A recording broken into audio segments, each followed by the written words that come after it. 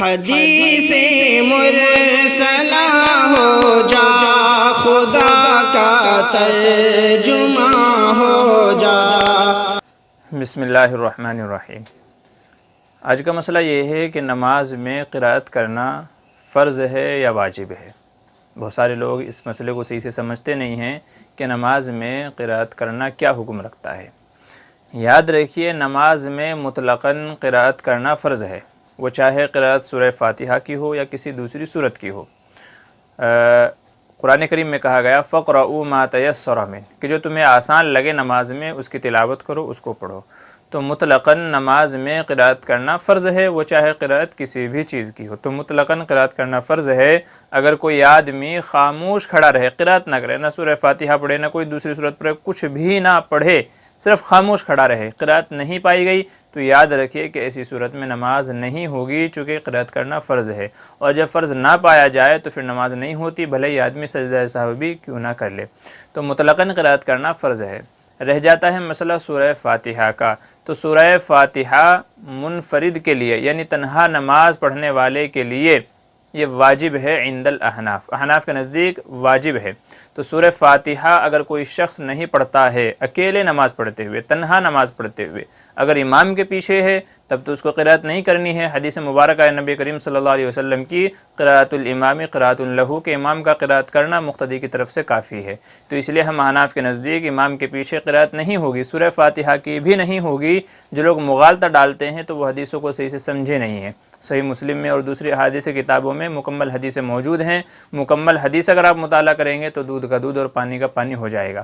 بہرحال مسئلہ یہ عرض کر رہا ہوں کہ امام کے پیچھے سورہ فاتحہ نہیں پڑھیں گے، بلکہ اپنے انفرادی طور پر نماز میں سورہ فاتحہ کا پڑھنا واجب ہے۔ تو اگر کوئی شخص سورہ فاتحہ نہ پڑھے، قل واللہ، تبت یدا، دوسری صورتیں پڑھ کر کے نماز پڑھ لے، مکمل کر لے، تو ایسی صورت میں نماز تو ہو جائے گی، مگر چونکہ سورہ فاتحہ پڑھنا واجب تھا اور اس نے سورہ فاتحہ کو چھوڑ دیا ہے تو اس لیے سجدہ سہو لازم ہوگا، اور سجدہ سہو اگر کر لے گا تو نماز ہو جائے گی، سجدہ سہو نہیں کرے گا تو نماز نہیں ہوگی۔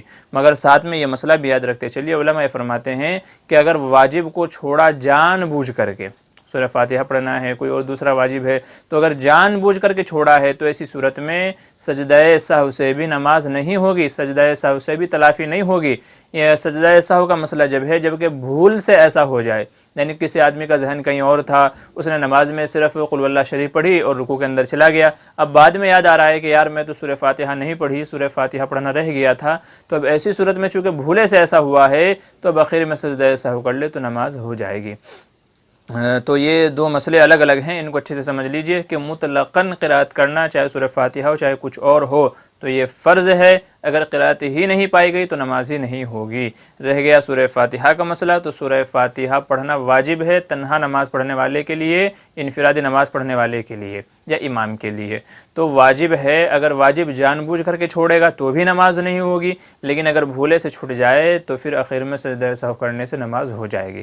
تو عند الاحناف مسئلہ یہ ہے، اور نماز کی ترتیب یہ ہے کہ نماز میں تکبیر تحریمہ کہنے کے بعد میں ثنا پڑھی جائے گی، پھر اعوذ باللہ، تعوذ، پھر تسمیہ، بسم اللہ، پھر اس کے بعد سورہ فاتحہ، پھر بسم اللہ، اور پھر اس کے بعد میں کوئی دوسری صورت ملائی جائے گی۔ تعوذ، تسمیہ یہ پڑھنا سنت ہے، پڑھیں گے تو ثواب ملے گا، نہیں پڑھیں گے تو نماز کے اندر کوئی کراہیت نہیں ہوگی، نماز کے اندر کوئی نقصان پیدا نہیں ہوگا۔